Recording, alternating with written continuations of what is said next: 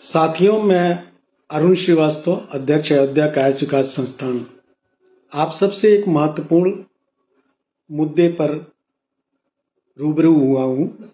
वो है यूजीसी द्वारा एक डायरेक्शन का नोटिफिकेशन जो अभी 13 जनवरी को पारित हुआ है।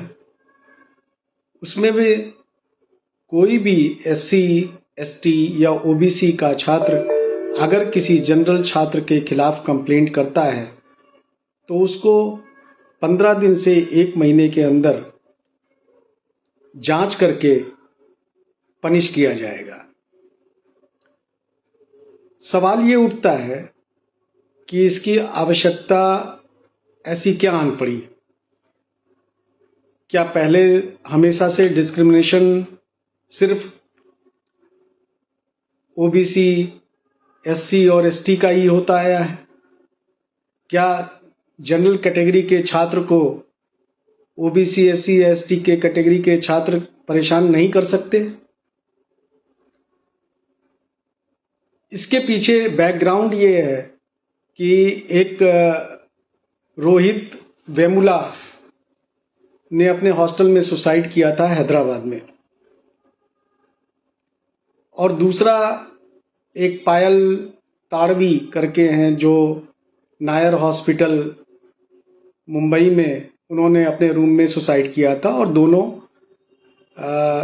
SC और ST क्लास से बिलोंग करते थे। उनकी माताएं सुप्रीम कोर्ट में गईं और उन्होंने कहा कि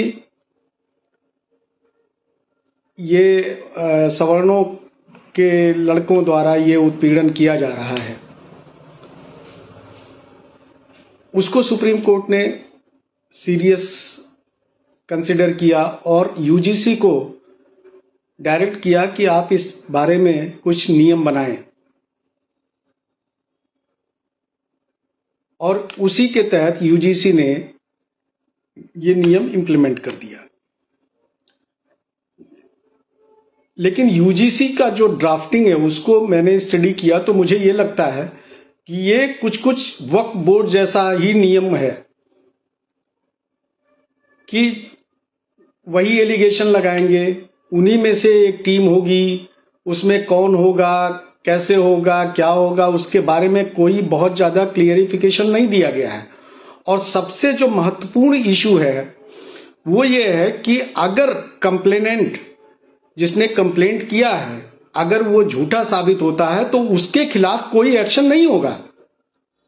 अब आप विचारणीय प्रश्न है कि अगले का तो जीवन बर्बाद हो गया। रोहित वेमुला के केस में यही हुआ था। उसमें बहुत सारी रिपोर्ट ऐसी भी आई कि वो SC था ही नहीं, लेकिन उस केस में जो लोग थे बाद में बरी हो गए, जो प्रोफेसर्स, उनकी तो जिंदगी चौपट हो गई।